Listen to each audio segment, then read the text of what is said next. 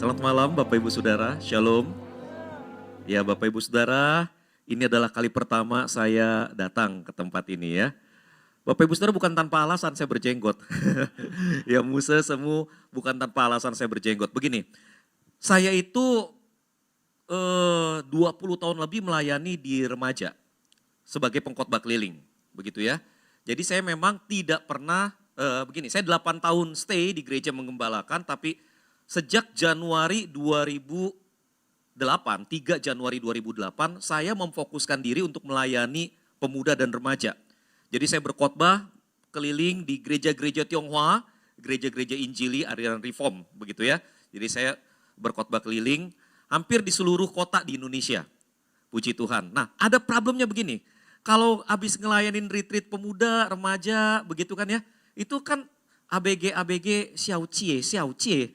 Itu selalu minta foto begitu ya. Minta foto. Waduh, kipie gitu kan. Saya kan tambah umur, terus kan ada tai-tai begitu kan, ada istri gitu kan ya. Kan jadi paise ya Bapak Ibu Saudara. Jadi paise, jadi nggak enak hati gitu loh. Jadi nggak enak hati kalau begini terus, wah nggak enak ini. Udah lagi ini aja bikin batasan. Jadi saya mulai numbuhin jenggot. Jadi nggak usah ada ABG, dombi minta foto sama saya begitu ya. Ya puji Tuhan, sejak pasang jenggot nggak ada lagi ABG minta foto sama saya. Mamanya yang minta foto. Ya Bapak Ibu Saudara, kita kenalan ya Bapak Ibu Saudara ya. Tadi Musa sudah memperkenalkan saya, nama saya Jimmy Lukas Bapak Ibu Saudara. Saya berasal dari Jakarta, baru 1,5 tahun berada di Surabaya. Saya sebetulnya dulu studinya di Surabaya, lalu kemudian melanjutkan di Malang. Saya ini pada waktu studi di Surabaya adalah adik tingkat Pendeta Yakub Trihandoko.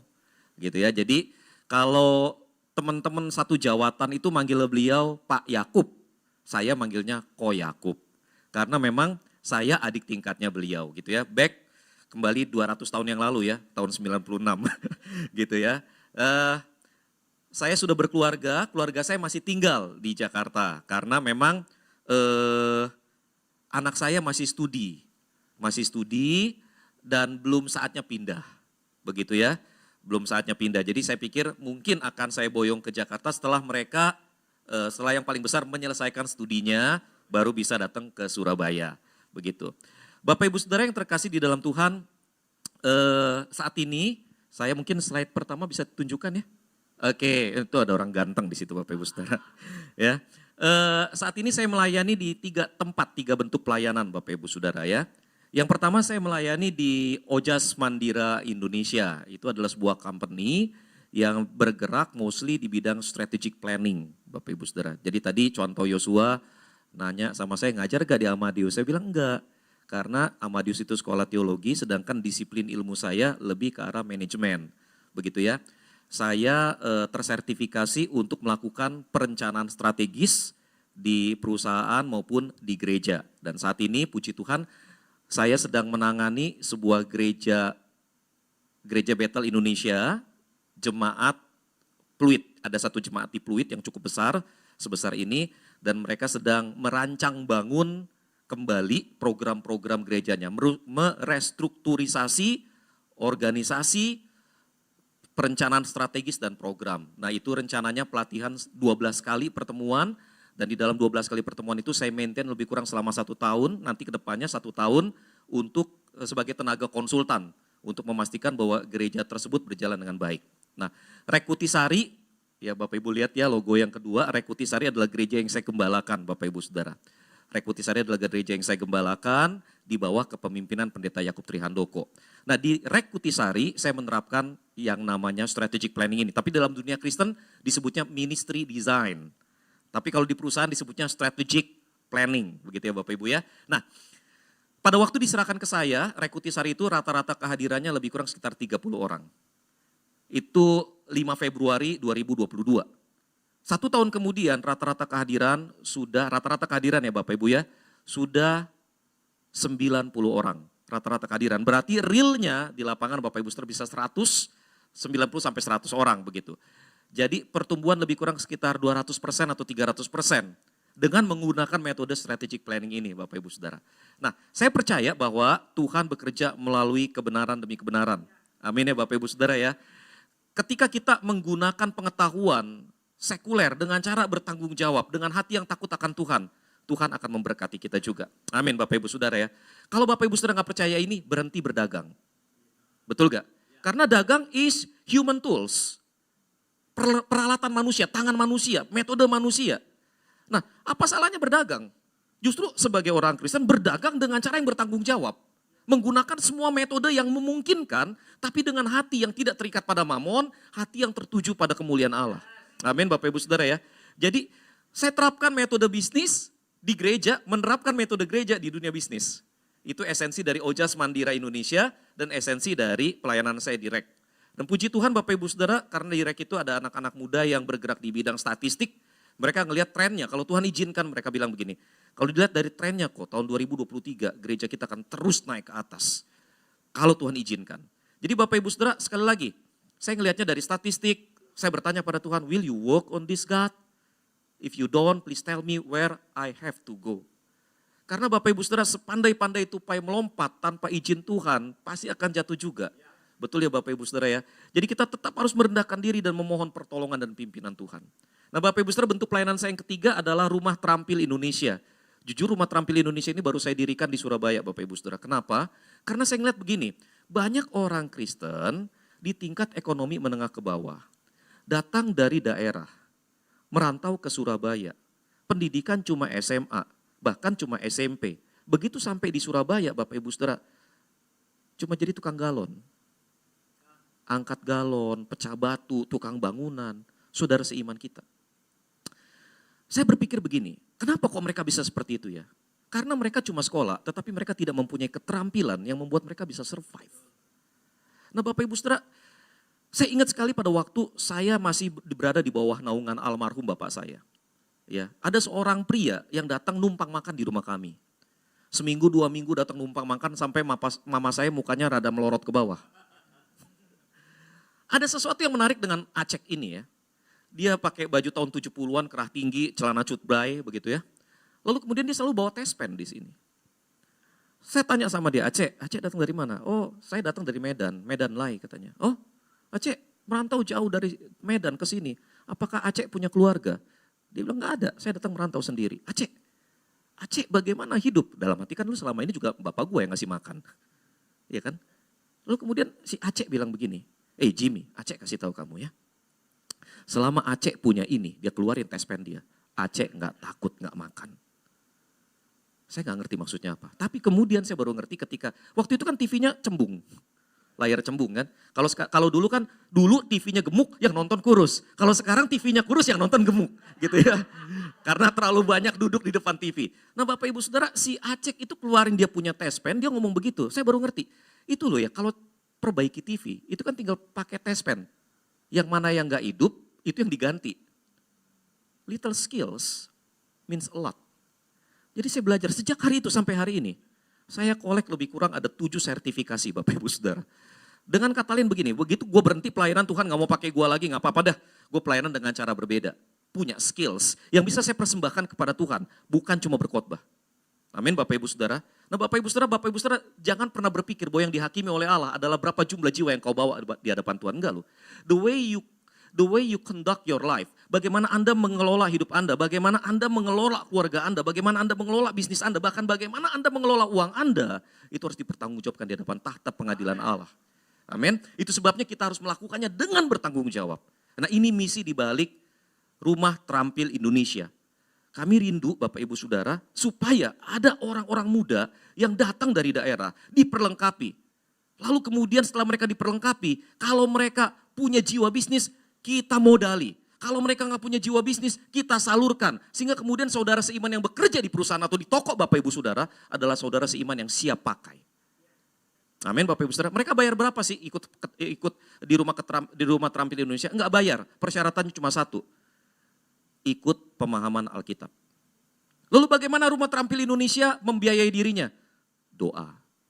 Bahasa Jermannya dungo. Berdoa Bapak Ibu Saudara. Dan Tuhan, saya percaya Tuhan akan kirimkan burung gagak untuk memberkati pekerjaan Tuhan. Amin Bapak Ibu Saudara ya. Baik Bapak Ibu Saudara, nggak panjang lebar, nanti Bapak Ibu Saudara kalau ingin tahu saya lebih jauh, Bapak Ibu Saudara silakan lihat Kompas, Bapak Ibu Saudara, semoga ketemu di sana. Enggak ya, jadi Bapak Ibu Saudara bisa ke IG saya, Xie Mu Se, Wo Te Ming Ce Se, Xie Cheng Wu, begitu Bapak Ibu Saudara ya, nama saya Xie Cheng Wu. Jadi Bapak Ibu Saudara, saya generasi ketiga keturunan Tionghoa di Indonesia. Wo Te Ye Ye Fu Qian Lai. Begitu ya, kakek saya datang dari Fujian, saya generasi ketiga. Bisa bahasa Mandarin enggak? Puji Tuhan enggak bisa Bapak Ibu Saudara. Ya bisanya gitu-gitu aja udah terlatih gitu kan Bapak Ibu Saudara ya. Jadi Bapak Ibu Saudara nanti kita bisa kenalan lebih jauh. Hari ini kita mau bahas satu tema penting menurut saya. Sesuatu yang melatar belakangi kenapa saya melakukan sesuatu. Bapak Ibu Saudara ini yang akan kita bahas spiritualitas altruis. Spiritualitas altruis. Yuk kita sama-sama lafalkan Bapak Ibu Saudara 3, 2, ya. Spiritualitas altruis. Bapak Ibu Saudara, altruis itu apa sih? Altruis atau altruism, Bapak Ibu Saudara, kita klik lagi. Satu kali saja, altruis atau altruism adalah sikap atau perilaku di mana seseorang secara sukarela dan tanpa pamrih berusaha untuk membantu atau memperhatikan kepentingan orang lain. Altruism adalah suatu sikap atau perilaku di mana seseorang secara sukarela dan tanpa pamrih berusaha untuk membantu atau memperhatikan kepentingan orang lain. Dengan kata lain Bapak Ibu Saudara, altruisme very simple, sederhananya adalah berbuat baik. Berbuat baik. Jadi orang yang berbuat baik itu disebut orang yang altruis. Paham untuk hidup berbuat baik disebut sebagai altruisme. Nah Bapak Ibu Saudara, pertanyaannya, mengapa bagi saya ini penting? Mengapa penting spiritualitas altruisme? Nah Bapak Ibu Saudara, saya ingin Bapak Ibu Saudara memahami terlebih dahulu definisinya. Spiritualitas altruisme Bapak Ibu Saudara adalah konsep yang menggabungkan spiritualitas dengan sikap altruis.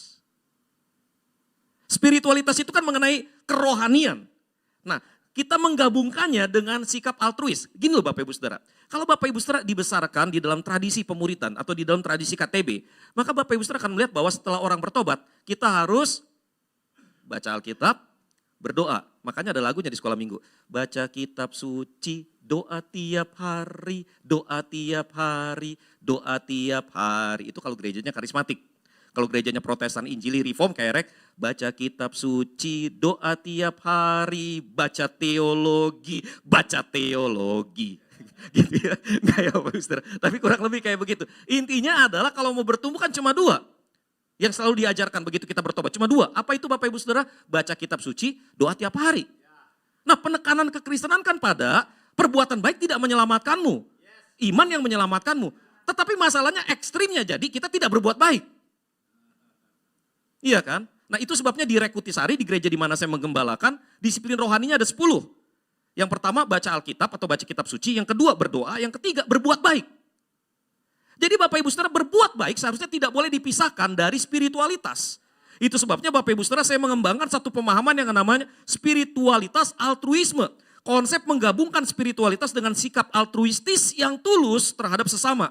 Ini mengacu pada pengembangan dan penerapan nilai-nilai spiritual yang mendorong individu untuk mengasihi, untuk melayani orang lain dengan sukarela dan tanpa pamrih. Dengan kata your theology, teologimu, your doctrine, your dogma seharusnya mendorong kita untuk secara praktis menunjukkan kasih kepada orang lain. Amin Bapak Ibu Saudara. Nah, ada 3 alasan kenapa altruisme itu penting. Ada 3 alasan kenapa altruisme itu penting. Yang pertama Bapak Ibu Saudara, altruisme penting sebab altruisme adalah bagian integral dari spiritualitas.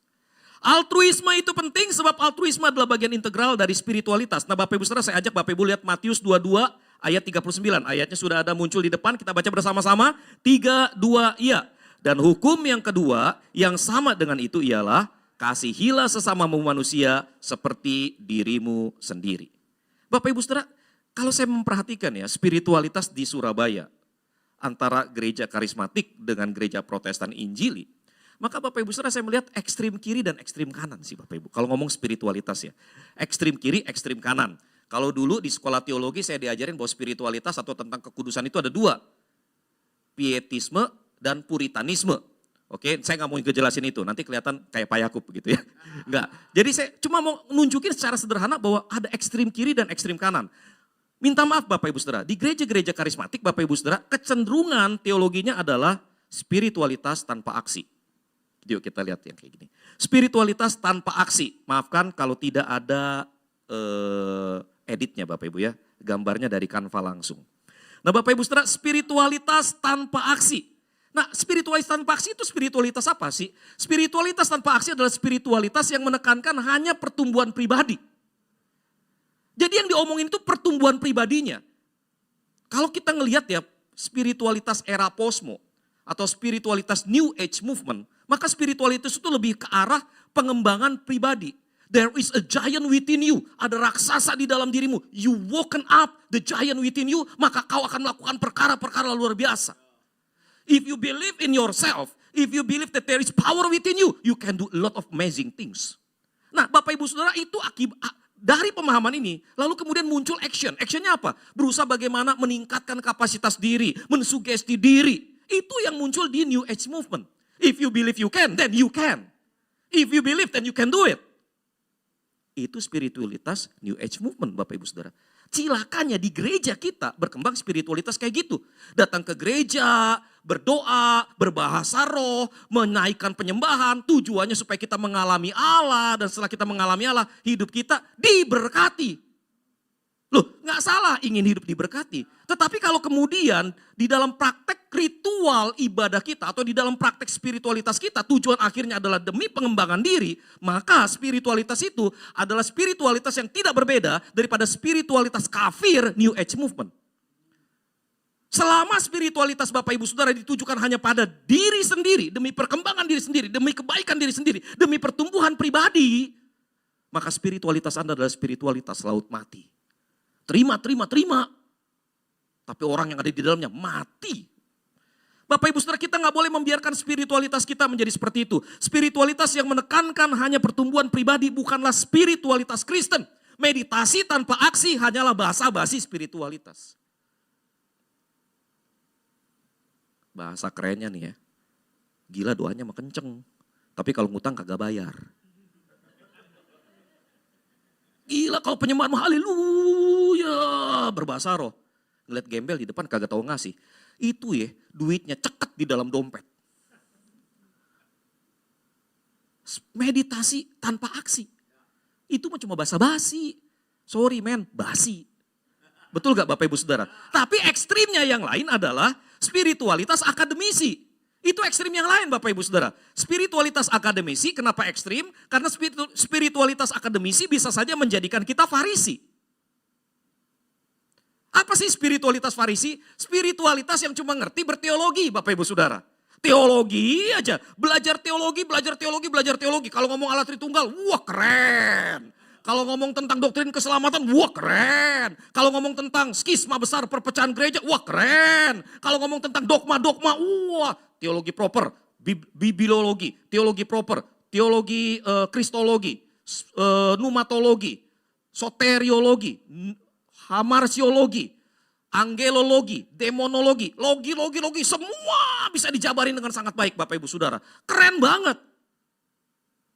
Tapi no action, talk only, NATO. No action, talk only. When you talk about theology, kayak dewa. Tapi pas begitu aksi gak ada. Ngomong tentang keakraban, ngomong tentang kasih Kristen, tetapi cuma di permukaan. Ketemu, Pak, apa kabar Pak? Pulang gereja gak kenal.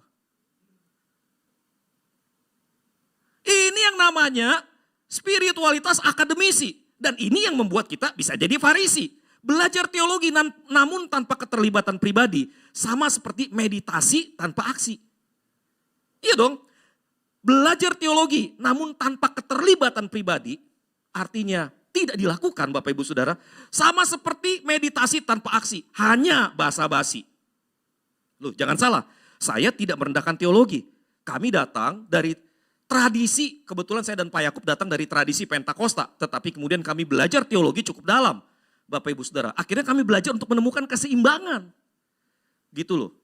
Kami gak mau berspiritual tanpa teologi, tapi kami juga gak mau cuma berteologi tapi tanpa tindakan. Ini penting menjaga keseimbangannya. Teologi seharusnya menolong kita mengerti, dan sudah mengerti memberdayakan kita untuk beraksi. Loh Bapak Ibu Saudara jangan pikir teologi itu cuma ada di sekolah teologi, Anda keliru. Ketika Anda mendengarkan saya, Anda sedang berteologi. Ketika Anda berargumentasi di dalam hati Anda menentang saya, Anda sedang berteologi. Jadi ketika kita berpikir tentang Allah, berpikir tentang hal-hal yang dari Allah, kita sedang berteologi. Masalahnya teologi awam apa teologinya akademisi? Mau teologinya awam, teologi akademisi, selama kita cuma berteologi tapi tidak beraksi, sorry, kita cuma basa-basi. Nah Bapak Ibu Saudara yang terkasih di dalam Tuhan, kita harus bergerak jauh lebih dalam dari itu. Kita harus memahami Bapak Ibu Saudara, bahwa di dalam spiritualitas Bapak Ibu Saudara, altruisme adalah bagian yang integral. Artinya apa? Artinya kalau kita memang ingin memiliki spiritualitas yang menjangkau Allah, menyentuh Allah, mengalami Allah, maka bagian integralnya adalah menyentuh hati manusia. Emangnya ente pikir salib itu bentuknya kayak gini kenapa? Yang ke atas itu memperbaiki hubungan dengan Allah, yang ke samping kiri dan kanan memperbaiki hubungan dengan sesama.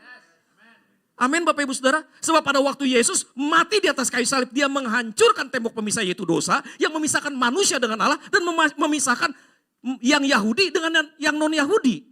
Artinya ketika kita terhisap di dalam salib Yesus Kristus, persatuan terjadi, mengasihi Allah terjadi, mengasihi sesama juga harus terjadi.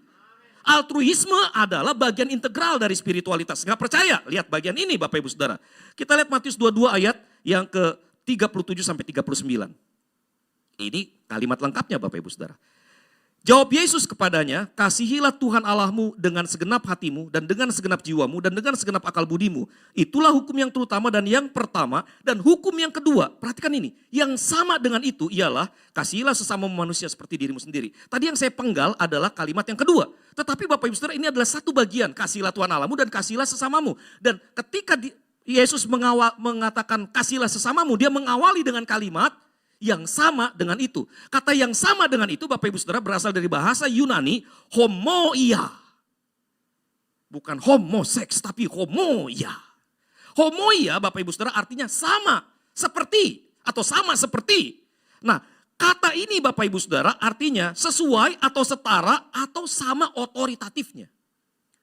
It means ketika Yesus berkata kasihilah Tuhan Allahmu dengan segenap hatimu, dan ketika dia berkata kasihilah sesamamu manusia seperti kau mengasihi dirimu sendiri, itu bukan dua kalimat berbeda. Itu dua kalimat yang sama dan otoritatifnya sama. Mengasihi Allah itu otoritatif, mengasihi sesama juga otoritatif. Nilainya homoia, sama. Jadi kalau nilainya sama, Anda berkata saya sudah mengasihi Allah dan tidak mengasihi sesama manusia, Anda kafir men. Kenapa? Sebab kan Paulus bilang begitu. Siapa saja yang tidak memelihara keluarganya, dia harus dianggap sama dengan orang kafir. Dengan kata lain, lu boleh aja memuji Allah, menyembah Allah, tapi kalau lu gak punya kasih buat sesama lu, sorry, lu kafir. Karena apa? Karena mengasihi Allah dan mengasihi sesama itu homoia. Sama Bapak Ibu Saudara. Nah Bapak Ibu Saudara ini menarik, kita klik satu kali ya. Let us meet Madam Chiang Kai-shek. Ini istri dari Presiden Taiwan yang pertama, Chiang Kai-shek. Dia cerita tentang kehidupan seorang biarawan muda, biku muda. Dia selalu begini, yang biku muda itu ya. Sorry ya, ini enggak. Namo Amita Buddha, Namo Amita Buddha, Namo Amita. Setiap hari dia mendaras doa.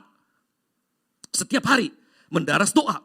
Lalu kemudian Bapak Ibu Saudara, Ebet, kepala biara ngelihat dia. Tiap hari anak saleh mendaras doa. Lalu kemudian itu Ebet datang, dia ngambil batu bata. Setelah dia ngambil batu bata, dia gosok itu batu bata. Tiap hari dia gosok. Itu anak muda. Namo Amida Buddha, gosok batu bata. Namo Amida Buddha, Namo Amitabha, Namo Amitabha, Namo Amitabha. Loh, tapi si kepala biaranya terus gosok. Akhirnya ini anak muda kagak tahan. Bapak ngapain? Kok ngosokin batu bata? Si pendeta bilang, saya sedang berusaha untuk menciptakan cermin dari batu bata. Jadi digosok ini jadi cermin. Lalu biku muda itu bilang begini, Pak, gak bakalan batu bata digosok jadi cermin. Gak mungkin terjadi. Oh ya sama, hanya mendaras doa saja tidak membuat kamu lebih diberkati. Mendaras doa saja tidak membuat kamu lebih diberkati. Dengan kata lain bagi si biku adalah, lu baca doa bagus, tapi lu baca doang tetapi tidak melakukan apa-apa buat orang lain. Sorry. It means nothing, cuma basa-basi. Nah Bapak Ibu Saudara yang terkasih di dalam Tuhan Yesus Kristus, kita harus memahami bahwa belajar tidak membuat kita lebih rohani, melainkan menerapkan apa yang kita pelajari, itu yang membuat kita rohani.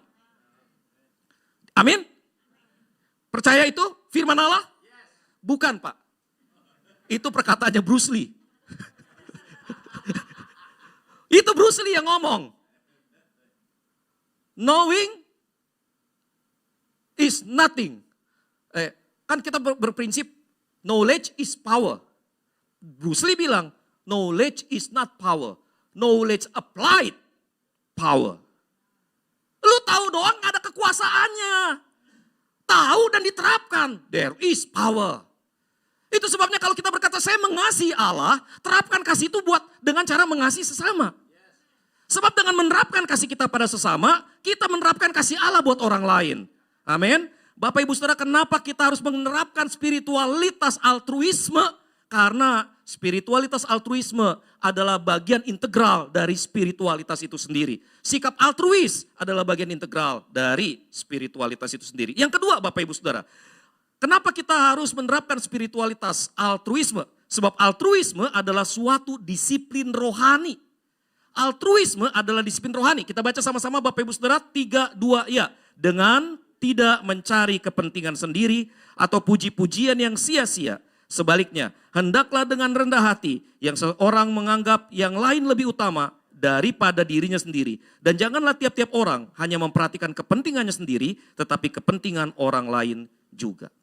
Bapak Ibu Saudara, lawan dari kasih adalah benci. Kita percaya begitu ya? Lawan dari kasih adalah benci. Kalau kita tidak membenci berarti kita mengasihi.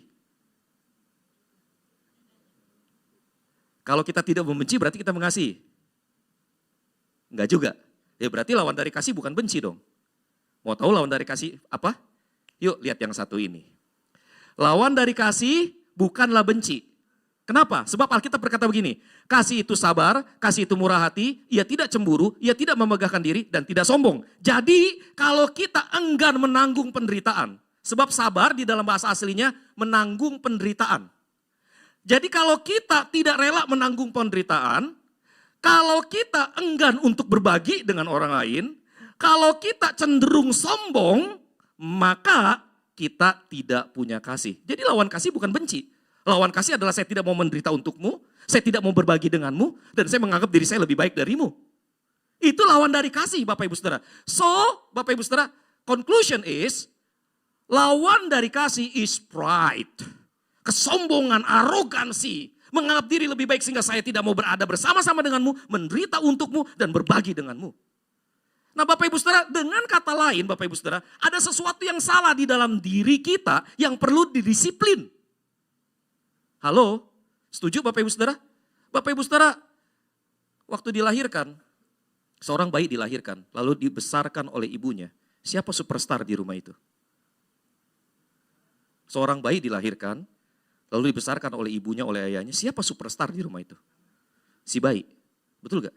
Dengan kata lain, dari lahir kita sudah jadi pusat kehidupan. Semua memperhatikan kita. Iya anak cakep, anak cabi. Nang ningkung. Iya gak? Semua perhatian ke kita sehingga kemudian kita belajar jadi orang yang self-centered. Belajar menjadi orang yang menganggap diri lebih utama. Itu sebabnya Bapak Ibu jangan heran. Semua orang punya sikap egoisnya. Tapi this kind of pride ini yang menghalangi kita menyatakan kasih. Jadi Bapak Ibu Saudara, untuk bisa menyatakan kasih, hal pertama yang harus kita lakukan adalah mendisiplin diri. Itu sebabnya Bapak Ibu Saudara, disiplin rohani. Disiplin rohani merujuk pada praktik-praktik atau latihan-latihan yang bertujuan untuk memperkuat dan memperdalam hubungan seseorang dengan Tuhan, serta untuk memperkuat kehidupan rohaninya. Itu disiplin rohani. Tujuan dari disiplin rohani Bapak Ibu Saudara adalah kita melatih diri kita. Saya ngomong sama jemaat yang saya layani. Pada waktu kita percaya Tuhan Yesus, kalau kita mati kemana? Ke surga. Kenapa? Karena roh kita sudah dilahirkan kembali. Amin. Amin. Tubuh kita kemana? Roh kita kan ke surga. Tubuh kita mati, kembali ke tanah. Kenapa? Karena tubuh kita tercemar oleh dosa. Lah, jiwa kita. Bapak Ibu sering mendapati gini gak sih? Sudah dilahirkan kembali nih, percaya Yesus, merasakan Yesus itu luar biasa. Tapi Bapak Ibu tiba-tiba merasa gini, ngelihat janda pirang lewat, hati berbunga-bunga. Betul? Begitu ada kebutuhan, pikiran pertama korupsi. Mau ngegolin proyek, tindakan pertama gratifikasi. Loh, kenapa ya? Kok kita yang sudah dilahirkan kembali kedagingannya masih kenceng? Kenapa? Apakah Yesus kalah melawan kedagingan? Apakah Roh Kudus kalah melawan kedagingan? Enggak. Bapak Ibu Saudara ingat gak? Pada waktu bangsa Israel masuk ke tanah perjanjian, ada sebagian orang Kanaan yang tidak dimusnahkan saat itu juga. Alkitab bilang apa? Karena Allah mau melatih generasi yang baru yang tidak mengenal peperangan Kanaan. Melatih tangan mereka berperang. Dengan kata lain Bapak Ibu Saudara, terkadang Allah mengizinkan ada sesuatu dia tinggalkan untuk melatih kita. Kedagingan itu ada di dalam jiwa kita nih Bapak Ibu Saudara. Pikiran, perasaan kita, kehendak kita itu harus terus menerus didisiplin. Supaya apa? Supaya kita menjadi semakin menyerupai Kristus. Nah itu sebabnya Bapak Ibu Saudara kita perlu mendisiplin diri. Nah mendisiplin dirinya bagaimana? Kita lihat kalimat ini Bapak Ibu Saudara. Melepaskan sikap egois dan memprioritaskan kepentingan orang lain adalah jiwa dari altruisme. Altruisme adalah disiplin rohani yang baik untuk mengentaskan keengganan untuk menderita, keengganan untuk berbagi, dan kesombongan. Altruisme itu latihan yang paling baik Bapak Ibu Saudara. Belajar untuk gak serakah, belajar untuk gak menguasai, belajar untuk melepaskan dan berbagi. Itu latihan yang baik. Gak percaya? Yuk coba kita ambil ilustrasi begini ya. Pinjam kursi ya Pak ya. Tak pinjam sebentar. Bapak Ibu bisa lihat di sini yang di belakang. Let us think that this is our throne. Ini tahta kita. Siapa di sini yang mau punya rumah mewah? 3 atau 4 begitu angkat tangan silakan. Ada yang mau? Nggak ada yang mau? Pasti ada yang mau dong ya. Bayangkan rumahnya taruh di sini. Siapa di sini yang mau pergi keliling Surabaya naik Ferrari atau Lamborghini? Ada? Ada? Saya mah mobil sederhana aja, Humvee saja sudah. Taruh sini. Oke. Siapa di sini yang mau sebulan sekali keluar negeri? Taruh sini. Oke. Oke, semua yang baik Bapak Ibu bayangkan taruh sini. Anggaplah saya, izinkan saya menikmati apa yang Bapak Ibu sudah hayalkan. Orang hidup ya, menikmati hidup boleh dong ya. Punya ini, punya itu ya, cincai lah. Gak apa-apa. Oke, tapi pasti mati gak kita? Mati. Tuhan bilang begini, Jim, ini saatnya pulang. Pulang. Jim, ini saatnya pulang. Gimana? Kamu mengasihiku? Aku mengasihimu Tuhan. Jadi siap bertemu denganku? Siap Tuhan. Siap bertemu denganku? Siap Tuhan. Ayo pulang. Ayo Tuhan. Ayo pulang. Ayo Tuhan. Ayo pulang. Ayo Tuhan. Berangkat gak? Duduk saya nyantai. Giliran saya mau pulang, Jimmy, ayo pulang. Jangan santai saja. Iya Tuhan. Iya Tuhan. Iya Tuhan. Iya Tuhan. Kenapa? Saya nempel sama segala sesuatu yang duniawi. Karena segala sesuatu yang duniawi begitu melekat dengan hati. Sehingga kemudian saya tidak siap untuk melepaskan diri dan kembali pada yang ilahi. Bapak Ibu Saudara akan tiba saatnya kita semua seperti itu. Kalau kita nggak latihan dari sekarang Bapak Ibu Saudara mau kapan lagi? Udah tahu nyawa di depan, nafas tinggal di depan hidung. Masih ngeberatin. Papa ada pesan terakhir Pak. Iya itu Lamborghini dicuci dulu. Gila gak sih? Lu bentar lagi koit. Masih mikirin lu punya harta. Kenapa? Karena kebiasaan hati. Gak pernah belajar berbagi. Bapak Ibu Saudara saya itu ya bukan orang yang gereja rek itu loh. Bapak Ibu Saudara saya 1,5 tahun gak pernah dengar Pak Yakub atau saya khotbah tentang perpuluhan. Tapi saya ajarin jemaat perpuluhan gak? Ajarin. Kenapa? Sebab perpuluhan adalah disiplin. Perpuluhan itu kan dibagi untuk 5 ya Bapak Ibu ya. Digunakan untuk memberkati para rohaniwan. Digunakan untuk maintenance rumah Tuhan. Digunakan untuk fakir miskin. Janda-janda, bukan janda pirang apalagi janda muda Bapak Ibu Saudara. Tapi janda yang tidak punya keluarga. Yang tidak mampu mensupport diri. Oke ya. Lalu kemudian yang terakhir yatim piatu. Oke, jadi uang perpuluhan ini digunakan untuk mengelola itu menurut Alkitab. Nah sekarang begini Bapak Ibu Saudara. Saya ngajarin jemaat untuk perpuluhan. Ngajarin, tapi saya ngajarin motifnya apa? Supaya diberkati. Enggak, sorry. Kalau mau diberkati baca Alkitab baik-baik. Susah payah Tuhan memberkati orang yang dikasihinya. Susah payah tidak menambahinya. Betul gak? Amin. Tuhan memberkati orang menurut kemauannya Allah loh. Susah payah tidak menambahinya. Tuhan memberkati mereka ketika mereka sedang tidur. Jadi Bapak Ibu Saudara kalau mau diberkati, ake-ake turu Bapak Ibu Saudara. Ake-ake turu Bapak Ibu Saudara. Lo turu iku lo kerja. Lo gak percaya. Kalau anak Bapak Ibu Saudara tidur terus, Bapak Ibu bilangnya apa? Kerjomu iku lo, turu wae. Berarti turu iku kerja. Iya toh Bapak Ibu Saudara. Loh kalau gitu saya ngajarin perpuluhan buat apa? Karena gini nih, dengan memberikan 1/10 yang memang adalah hak Allah, kita tidak mengangkangi berkat Allah buat kita. Kita tidak terikat dengan berkatnya, kita belajar terikat pada sang pemberi berkat. Amin Bapak Ibu Saudara. Itu esensi dari memberi perpuluhan buat saya. Jadi Bapak Ibu Saudara yang terkasih di dalam Tuhan, kita harus mengaplikasikan sikap altruis. Gimana caranya Bapak Ibu Saudara? Yang pertama Bapak Ibu Saudara mengaplikasikannya dengan cara mengamati, mencermati kebutuhan orang lain di sekitar kita. Jangan datang ke gereja 5D, datang, duduk, diam, dengar doang, dadah. Jangan Bapak Ibu Saudara, serius Bapak Ibu Saudara. Saya itu di Jakarta pernah ke satu gereja yang jemaatnya banyak Bapak Ibu Saudara. Nek begitu mari gereja Bapak Ibu Saudara, di dalam kan haleluya, puji Tuhan, haleluya, memuji Tuhan begitu kan ya. Lalu kemudian pas begitu keluar gereja, ketemu amprokan di pintu gerbang keluar gereja. Senggol-senggolan, ngamuk-ngamukan, ribut depan gereja. Iki loh kasih Nendi. Baru memuji Tuhan loh, di depan itu keluar mau bareng-bareng. Aku dulu, tuin. Wah ilah, egois banget. Jangan, datang ke gereja, lihat kiri dan kanan, kenal gak? Itu tante Pirang itu loh. Tante Pirang Cindy, ake loh sing Pirang. Loh kamu gak tahu namanya. Ibu ini loh, ibu ini yang mana? Ibu siapa? Ibu gemuk itu loh. Lah, kok body shaming? Jangan kayak gitu loh Bapak Ibu Saudara. Kita jemaatin loh. Berapa sih kita jemaatnya kalau lihat dari kursi kurang lebih sekitar 3.000 orang ya? Hah? Amin. Loh kalau jemaatnya cuma segini satu kali kebaktian, Anda tidak saling mengenal satu dengan yang lain, Anda keterlaluan gak sih? Betul gak? Loh daftar nama di WA Anda aja lebih panjang daripada yang di sini kok. Anda bisa gak saling kenal. Ini loh orang-orang yang akan menangisi Anda ketika Anda meninggalkan dunia ini. Ini loh orang-orang yang akan ngangkat peti jenazah Anda. Anda gak kenal. Come on. Jadi Bapak Ibu Saudara, hal pertama, kenali orang di sekelilingmu, pahami apa yang menjadi kebutuhan mereka. Setelah itu Bapak Ibu Saudara, lakukan ini. Berempati pada orang yang membutuhkan dengan memberikan bantuan atau dukungan. Gini loh Bapak Ibu Saudara, mama saya pernah bilang begini, Jim, kenapa mah? Itu loh si Santi. Santi itu anaknya, mama punya teman, punya anak. Jadi kurang lebih adiknya saya lah ya, liftingnya di bawah saya. Jim, itu loh si Santi, kesian. Kenapa kesian mah? Santi kagak sekolah lagi. Loh kenapa? Bapaknya udah gak ada biaya. Jadi dia gak bisa sekolah. Iya ya mah kesian ya. Iya. Jadi gimana Jim? Ya gak apa-apa nanti Jimmy doain.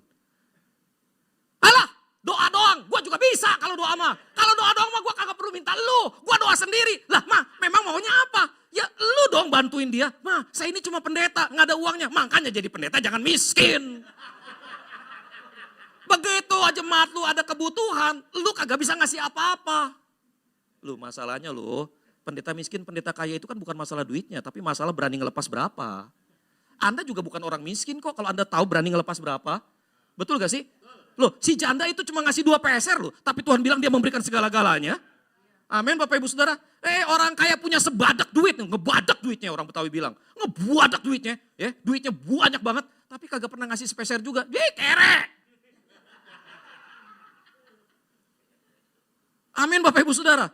Jadi Bapak Ibu Saudara ini kan cuma masalah memberi. Lah cuma begini loh, jangan cuma doain doang. Oh saya lapar boksu, saya lapar. Ya nanti saya doain biar kenyang. Emang ada didoain kenyang? Dalam nama Yesus kenyang, dalam nama Yesus kenyang. Emang ada bisa begitu? Kagak bisa, lu kasih makan men. Besok kami di Kutisari, hari Sabtu besok mengadakan seminar bisnis. Besok kami belajar tentang tribe dan niche. Nah Bapak Ibu Saudara, kenapa kami mengadakan seminar sampai 3 kali pertemuan? Karena begini, kami mendapati bahwa jemaat kami mungkin saja dipecat dari pekerjaannya, mereka masih ada sedikit modal, mereka nggak tahu mau ngapain. Daripada uangnya disesetin habis lama-lama habis, lebih baik mereka belajar bagaimana menggunakan uang itu untuk berbisnis. Loh, gereja Kutisari, gereja termiskin nomor 2 direct. Kami gereja termiskin, karena jemaat kami 80% mahasiswa. Bapak Ibu pernah ngeliat orang ngasih persembahan 2.000 perak? Di gereja kami 2.000 perak, disetrika 2.000 peraknya kenceng boksu duitnya masih cek bunyi, dimasukin ke dalam amplop rapi. Kami ngerti, orang ini memberi yang terbaik, tapi mampunya cuma 2.000. Betul gak? Walhasil ya kita sebagai gembala dikit-dikit nombok. Betul? Nah saya bilang gak bisa, kita mau bantu secara finansial kita gak mampu. Kita mau kasih ikan, hati mau kasih ikan tapi gak mampu. Oke kita kasih pancing. Kita ngadain seminar, panggil pembicara siapa yang bayar? Gua yang bayar gak apa-apa. Karena apa? Karena Bapak Ibu Saudara, kita mau melakukan tindakan yang real, yang konkret untuk menolong orang lain. Jangan cuma ngomong toh. Ngomong semua juga bisa. Kalau cuma buat ngomong doang, saya jagonya. dibayar lagi. Tapi apa gunanya buat orang yang lapar? Apa gunanya buat orang yang sakit? Apa gunanya? Amin Bapak Ibu Saudara. Kita harus melakukan tindakan yang konkret. Seperti yang Yakobus ajarkan. Semoga engkau kenyang sahabatku. Kenyang mana lu gak kasih dia makanan. Semoga kau hangat badanmu sahabatku, kata Yakobus. Kenyang apa? Iman tanpa perbuatan. Iman itu mati. Bapak Ibu Saudara, kita harus dan kalau untuk melakukan itu ada yang dikorbanin gak?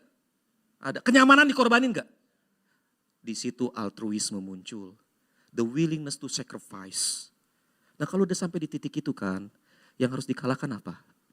Daging diri, daging ego mesti dikalahin. Amin Bapak Ibu Saudara.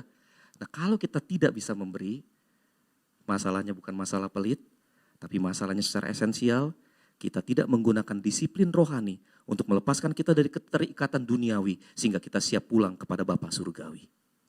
Amin Bapak Ibu Saudara. Yang ketiga yang terakhir Bapak Ibu Saudara, haleluya. Ketika yang terakhir terjadi Bapak Ibu Saudara, mujizat terjadi begitu nyata. Yang letoi ditegakkan, yang ngantuk dicelikan. Kalau udah kata terakhir Bapak Ibu Saudara ya. Tenanan ini terakhir Bapak Ibu Saudara. Yang alasan yang ketiga kenapa harus ada spiritualitas altruisme Bapak Ibu Saudara. Sebab altruisme bisa mengekspresikan kasih Kristus. Altruisme bisa mengekspresikan kasih Kristus. Lihat Yohanes 13 ayat 34 sampai 35. Aku memberikan perintah baru kepada kamu, yaitu supaya kamu saling mengasihi, sama seperti aku telah mengasihi kamu, demikian pula kamu harus saling mengasihi. Dengan demikian, semua orang akan tahu bahwa kamu adalah murid-muridku, yaitu jikalau kamu saling mengasihi. Bapak Ibu Saudara yang terkasih di dalam Tuhan, altruisme yang kita tunjukkan kepada sesama adalah kesaksian yang kuat bagi dunia bahwa kita adalah murid Kristus. Bapak Ibu Saudara, Bapak Ibu disebut Kristen karena apa? Karena ke gereja. Salah satu donatur gereja di sebuah gereja besar di Jakarta yang digembalkan oleh seorang pendeta besar di Indonesia, jemaatnya adalah salah seorang koruptor yang kemudian ditangkap oleh negara. Dia Kristen gak? Kristen. Kita Kristen gak? Kristen. Loh, lalu Kristennya dia sama Kristennya kita beda di mana? Sorry men, gak ada beda. Kristen sama-sama Kristen kok. Permasalahannya adalah dia Kristen, murid Kristus bukan. Karena punya agama Kristen tidak berarti kita murid Kristus. Dan yang masuk ke surga bukan agama Kristen, tapi murid Kristus. Sebab barang siapa mau mengikut aku, ya harus menyangkal dirinya, memikul salibnya setiap hari dan mengikut aku. Itu esensi dari kemuridan. Jemaat saya bilang begini, aduh kok kalau direk ini ya, orang-orang tuh ya CG, caring group. Padahal isinya tentang pemuridan. Lah kalau kita DG, discipleship group, dengar kata discipleship dulu, wedi, medeni, pemuridan, jadi murid rek, medeni. Ya iyalah Ci, memang sih kita ganti aja istilahnya ya. Jadi apa ya, Power Rangers? Istilahnya ganti aja Ci. But let me tell you this, kalau Anda tidak mau dimuridkan, Anda bukan murid Kristus, sorry, Anda tidak bisa bersama dengan Kristus di surga. Karena Bapak Ibu Saudara, pemuridan adalah harga mati. Jadi Bapak Ibu Saudara, kalau kita betul-betul murid Kristus, kita mengikuti Kristus dimanapun Kristus ada, kita meneladani Kristus. Sorry, kalau meneladani Kristus, saya lebih Kristus daripada kalian. Iya dong, Yesus jenggotan, saya jenggotan, Bapak Ibu enggak. Fair gak sih kalau saya bilang begitu? Enggak fair dong Bapak Ibu Saudara. Kenapa enggak fair? Karena kekristenannya gak bisa ditunjukkan melalui postur, melalui sikap, melalui baju. Gak bisa Bapak Ibu Saudara. Saya kalau pakai baju begini, Bapak Ibu Saudara ketemu sama alma mater saya yang dulu, Seminari Alkitab Asia Tenggara, begini. Dipulangkan. Kasa. Penampilanmu boleh kelihatan kayak preman men. Tapi kalau lu mengikuti Kristus setiap hari, pikul salib setiap hari, sorry, lu lebih Kristen daripada gua. Jadi Bapak Ibu Saudara yang terkasih di dalam Tuhan, bagaimana kita menunjukkan bahwa kita adalah murid Kristus? Very simple. Live in love. Live in love, hidup di dalam kasih, tunjukkan sikap altruis, selalu berbuat baik pada setiap orang setiap hari. Bapak Ibu Saudara kita lihat gambar ini Bapak Ibu ya. Setiap orang akan melihat dirinya sendiri. Alternatifnya cuma dua. Kalau mengikuti New Age Movement, mengikuti mysticism abad ini Bapak Ibu Saudara, kita dimotivasi. Udah letoy, lihat yang sebelah sana ya. Udah letoy, lihat kaca. You can do it, you can do it. There is a giant within you, you can do it, you can do it. Apa berarti Bapak Ibu Saudara yang menjadi patokan? Diri sendiri. Tapi kalau kita mengikuti Kristus Bapak Ibu Saudara, yang kita lihat adalah Kristus. Bagaimana, apakah saya sudah semakin menyerupai Kristus? Bukan dari jenggotnya, tetapi dari gaya hidupnya. Kalau Kristus mengorbankan dirinya demi kita, bukankah kita harus merelakan kenyamanan buat orang lain? Jadi Bapak Ibu Saudara, tindakan kasih yang nyata, itu adalah bukti kemuritan kita di dalam Kristus. Anda boleh ikut KTB, kelompok tumbuh berdua, kelompok tumbuh bersama. Anda boleh jadi pemimpin pujian yang luar biasa. Anda boleh jadi pengedar pundi persembahan yang setiap kali Anda edarkan persembahan, kantong persembahan selalu penuh. Karena kan waktu ngasih, berilah yang baik Tuhan. Penuh terus ke persembahan, gara-gara persembahannya kayak gitu. Hei sore saudara, Anda bisa melakukan aktivitas rohani tetapi tidak berarti Anda lebih rohani. Karena melakukan aktivitas rohani tidak sama dengan menjadi rohani. Dan tujuan kita bukan melakukan aktivitas rohani. Karena firman Tuhan berkata, orang berseru, Tuhan, Tuhan, bukankah kami bernubuat demi namamu? Bukankah kami melakukan mujizat demi namamu? Bukankah kami menyembuhkan orang demi namamu? Tumpang tangan, tumpang kaki, tumpang tindih, orang sembuh. Tapi Yesus bilang apa? Enyahlah daripadaku, engkau sekalian pembuat kejahatan, aku tidak mengenalmu. Jadi siapa yang Yesus kenal? Orang yang mentaati firman Allah. Amin Bapak Ibu Saudara. Dengan kata lain murid Yesus tidak ditunjukkan dari aktivitas rohaninya, tetapi dari kasihnya buat orang lain. Itu sebabnya Bapak Ibu Saudara, orang Kristen yang menyerupai Kristus belajar mengasihi. Amin Bapak Ibu Saudara. Ya Bapak Ibu Saudara, gua juga susah sih kalau habis khotbah begini, nanti habis gini tiba-tiba biasa. Di Jakarta dulu begitu, habis khotbah begini tiba-tiba Boksu mau ngobrol sama Boksu. Dah, udah siap-siap ada permintaan sumbangan. Menerapkan khotbah yang tadi. Tapi kita harus belajar berhikmat ya.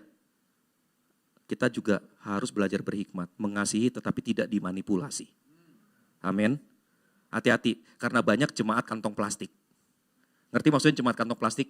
Begitu Natal kantong plastik gede, makan-makan dimasukin dulu kantong plastik. Lalu setelah itu baru pulang, udah dimasukin kantong plastik dia makan, yang gak dimasukin kantong plastik. Terus udah gitu, habis di sini kantong plastiknya penuh, dia pergi lagi ke Natalan yang lain. Isi dulu kantong plastiknya lagi. Hati-hati ada jemaat yang kayak gitu Bapak Ibu Saudara. Kayak gitu, mesti tegas kita ngomong, sorry. Kamu datang ke gereja, kami tidak akan menjadikan kamu pengemis. Kalau kamu betul-betul punya kebutuhan, kami mempekerjakan kamu. Mau enggak? Kalau nggak mau kerja, kita udah tahu. Dia datang memanipulasi gereja Tuhan. Amin Bapak Ibu Saudara. Sorry, jangan mau dimanipulasi. Harus ada adil dan kasih. Amin Bapak Ibu Saudara. Tapi jangan adil terus sampai nggak tahu ngasih. Jangan kasih terus sampai dimanipulasi. Jangan Bapak Ibu Saudara. Berhikmat, memberi yang terbaik buat Tuhan dengan cara memberi yang terbaik buat jemaat Tuhan. Memberi yang terbaik buat jemaat Tuhan Bapak Ibu Saudara tidak berarti terus ngasih ikan. Kadang-kadang ngasih kail. Amin Bapak Ibu Saudara. Jadi belajar memberi. Bapak Ibu Saudara yang terkasih di dalam Tuhan, itulah tanda dari kemuridan kita. Bapak Ibu Saudara yang terkasih di dalam Tuhan, yuk kita lihat gambar ini. Ini adalah tokoh yang bernama Major James Bonham. James Bonham, Bapak Ibu Saudara, itu adalah tokoh yang mempertahankan benteng Alamo sampai dia mati. Dia dihormati, disegani sebagai pahlawan yang mempertahankan benteng Alamo sampai mati. Tapi Bapak Ibu Saudara, sampai dia mati, gak ada fotonya. James Bonham. Loh, kalau gitu ini foto siapa? Ini foto keponakannya. Kenapa foto keponakannya digambar jadi fotonya dia? Karena keluarganya bilang keponakannya paling mirip sama dia. Jadi dengan ngelihat keponakannya, ngelihat dia. Amin Bapak Ibu Saudara. Ngerti maksudnya? Siapa di sini yang pernah lihat Yesus? Siapa di sini pernah lihat Yesus? Loh, Yesus yang digambar-gambar itu Bapak Ibu Saudara, itu Yesus Yunani. Udah pernah lihat Yesus Cina belum? Matanya sipit. Ada lukisannya Yesus Cina. Pernah lihat Yesus Afrika enggak? Hidungnya lebar, kulitnya hitam, rambutnya linting. Pernah lihat Bapak Ibu Saudara? Itu loh, sekarang enggak ada yang benar-benar bisa pasti Yesus itu seperti apa. Cuma yang pasti Yesus itu pasti bersepir, six pack, yakin. Kenapa Bapak Ibu Saudara? Pati bulum 50 kilo lebih dia angkat sendirian. Setelah digebugin dari malam sampai pagi. Itu kalau fisiknya gak bener-bener fit, tekadnya gak bener-bener baja, gak bakal keangkat itu Bapak Ibu Saudara. Betul gak? Yesus kemungkinan besar six pack. Di atas kayu salib bertahan 6 jam. Berarti Yesus bener-bener fit Bapak Ibu Saudara. Amin. Amin. Jadi Bapak Ibu Saudara, kita cuma tahu gitu. Tapi mukanya kayak apa? Yesus bentuknya kayak gimana? Gak pernah bener-bener tahu. Jadi bagaimana Anda dan saya tahu Yesus seperti apa? Lihat ke kiri dan ke kanan. Mungkin Yesus seperti kiri kananmu. Kenapa? Karena ketika kita melakukan kebaikan demi kebaikan di dalam nama Yesus, di saat itulah kita mencerminkan siapa Yesus buat orang lain. Amin Bapak Ibu Saudara. Jadi Bapak Ibu Saudara, kalimat terakhir dari saya adalah, kita adalah gambar Kristus. Seharusnya begitu. Kalau enggak, there is something wrong with our spirituality. Kita tunduk kepala, kita berdoa.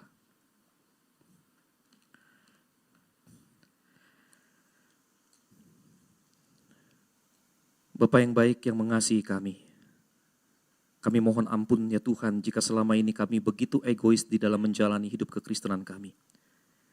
Kami sibuk melakukan aktivitas rohani supaya diri kami bertumbuh dan diberkati.